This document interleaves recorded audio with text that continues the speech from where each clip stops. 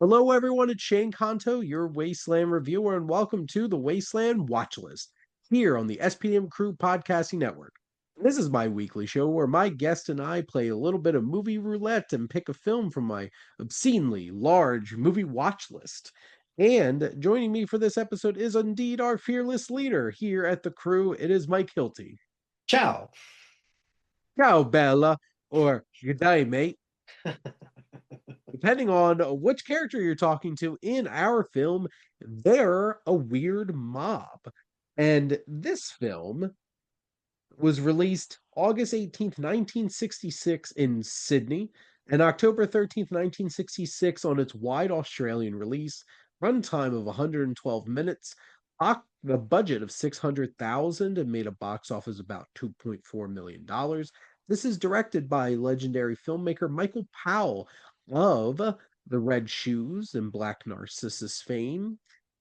This is based on the novel by John O'Grady, written by Richard Imrie, actually Emmerich Pressburger, under a pseudonym, and Pressburger is the collaborator with Michael Powell. Powell and Pressburger are the ones who did indeed create The Red Shoes and Black Narcissus, A Matter of Life and Death, aka Stairway to Heaven, and plenty of other classic films that your favorite filmmaker, Martin Scorsese, they're his favorite filmmakers. So there you go. And this is indeed the penultimate collaboration of Powell and Pressburger before they broke up. And this was originally optioned by Gregory Peck as a directorial effort. So very interesting that he wanted specifically to adapt this. I don't know how much Gregory Peck would have brought to the table with something like that. It definitely wouldn't have been as vibrant and colorful, I can tell you that. No. An Italian sports journalist arrives in Australia but finds no work. The only employment he can find is as a builder's laborer. At first, he cannot comprehend the culture, but eventually he finds mateship and romance. Ooh. We got Nino Colada is our Italian immigrant here, and he is portrayed by Walter Chiari. And then you have a whole bunch of Australians. Yeah. Chips Rafferty. I will refrain from doing a whole bunch of Australian accents and in due respect to friend of the show and frequent guest Adam Ritchie And Alice. Can't forget about her as well. and Alice, also friend of the show. But Mike, what were your general thoughts on They're a Weird Mob? Um, Racism and such aside, we'll get to those parts a little bit later. Texas. Um, the I do have to give them a little bit of credit for some of the writing involved with this because the script was filled with lots of fast talking and you know Nino is fish out of water where he's from Italy, he's in Australia, it's a different world and hilarity ensues. This movie does feel very dated, obviously, and but one thing that I will give it credit for is, hey, he's a journalist and then he's working as, just a building laborer. I went to Vegas recently and, all the cab drivers that I was talking to, all all immigrants, all people who had, you know, more prestigious jobs in their home country, but then they go somewhere else and those skills just, Gotta hustle. yeah, it's crazy to think. Which I think the biggest thing that stood out to me right off the bat with this film is this being a Michael Powell film. I would have expected a little bit more of a dynamic filmmaking, but I will give it credit for how vibrant Yeah. it is. It's gorgeous. It is bright. It is colorful. I think cinematographer, Arthur Grant. yep, Arthur Grant does a lot of heavy lifting Mhm. bringing the color of this to life. But there are some like visceral, interesting approaches to like shooting certain things, especially doing like the construction and the laboring and stuff like that. But I think Walter Chiari is a pretty charismatic lead as Nino. It has a lot of those fish out of water type Mhm. of cliches and stuff like that and tropes that it navigates through. A lot of this trying to understand Australian culture, and that goes a decent amount along the way. I don't think this film needed to be an hour and 52 minutes. Nope, it sure did not. I frequently checked my watch with this. I'm like, this could have been easily under hour and a half. Easily. Just cut Been some nice and lean. yeah, cut some of the fat out of this and then it still would have been like a pretty mid movie, but yeah, Mhm. it didn't need to be this long. We get it. He's from a different country. Like I don't know how much more we could beat that point into. People to be. Top of the bar. But and this is like a kind of sexist movie Mhm. in terms of just its general approach to women. Yep. And like multiple letterbox reviews I saw for this pointing out how incredibly sexist and uncomfortable this is. Hmm. I That's also see one accurate. imagine Borat if it wasn't funny. Yeah, kind of. I can And see that. it's one of those things where it's like there's fleeting glimpses of some dynamic filmmaking, but overall, it's just such a strange Hmm. film. And, you could get behind our protagonist well enough, Yeah. despite the fact that there's certainly moments where it's just like, you men need to do better, Hmm. in your worldview and perspective on women and stuff like that.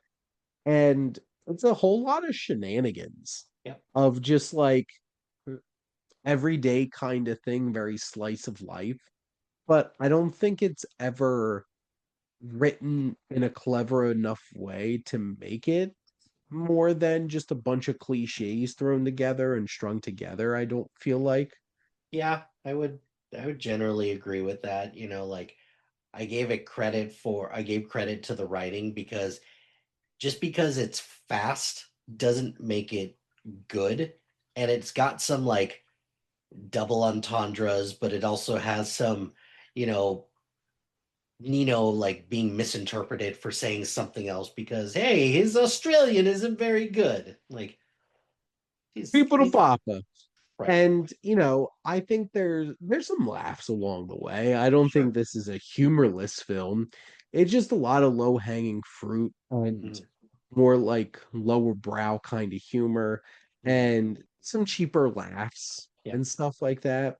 You have bits of romance, which I don't think is particularly dynamic, but it's charming enough I in guess certain ways.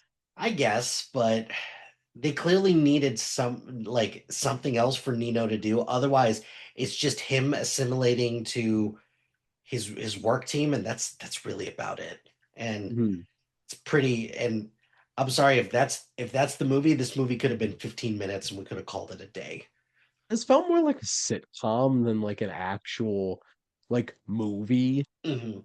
It really like not every film has to have huge stakes, but this didn't really feel like it had any real measurable stakes. Hmm. You And would it just you would have thought that like his cousin who just like abandons him in Australia, like you would think that something would come about from that at some point, but it didn't. Like who cares? You're not here anymore. You've left poor Nino all by himself, so whatever, right? This plot is like paper thin and like Mhm. sitcom. Yeah, I would agree with that. It also feels a little like Borat's a good comparison to this in terms of, yeah, he's not traveling all around Australia or anything like that, but yeah, the same basic tenet is there.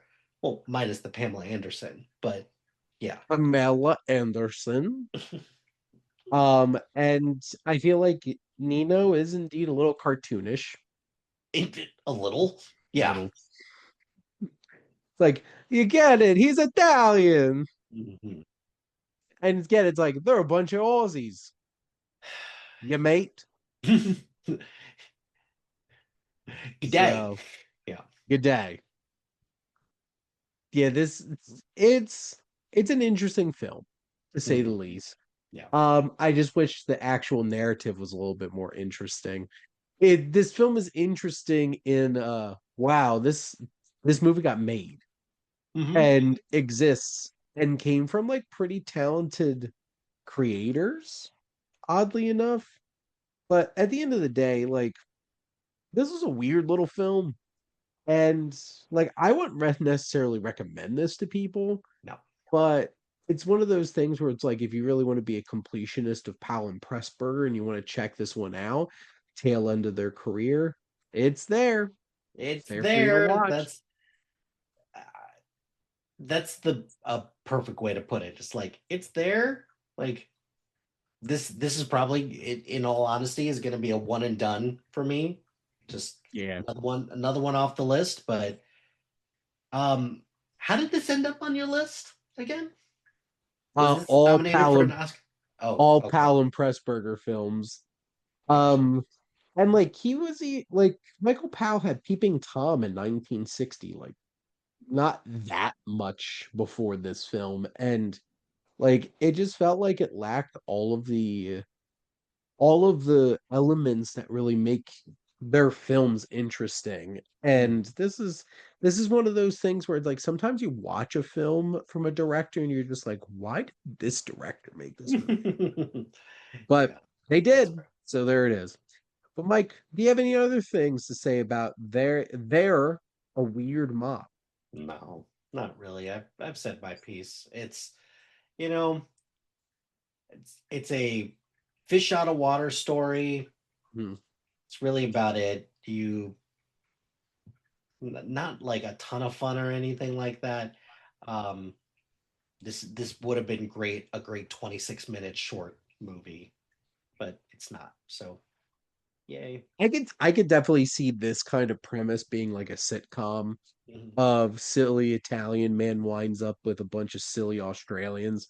But it's not. It's a almost a 2 hour feature length film, and it just didn't hook you that much. Mhm. But those are our thoughts on their weird mob, and that's a wrap here on another episode of the Wasteland Watchlist. Make sure to like, comment, and share on your this episode. What's your favorite Pound Pressburger film?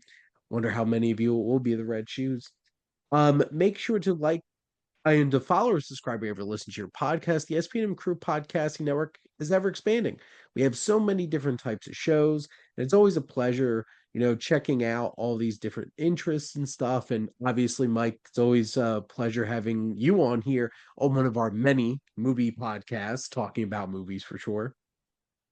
Thanks for having me on as always. Greatly appreciate it. And just thanks for everything you do. Appreciate you. Of course. Well, I appreciate that, and I appreciate you. And if you want to join the crew and this a wonderful bunch of podcasters here, whether as a guest on maybe this show in particular, or any of our other shows, as well as if you have an idea to start your own podcast, reach out to us at our website. If you like our logo, check out High Flyer Creative for all your digital marketing needs. But most importantly, thank you as always for tuning in and supporting the Wasteland Watch List here on the SPM Crew Podcasting Network.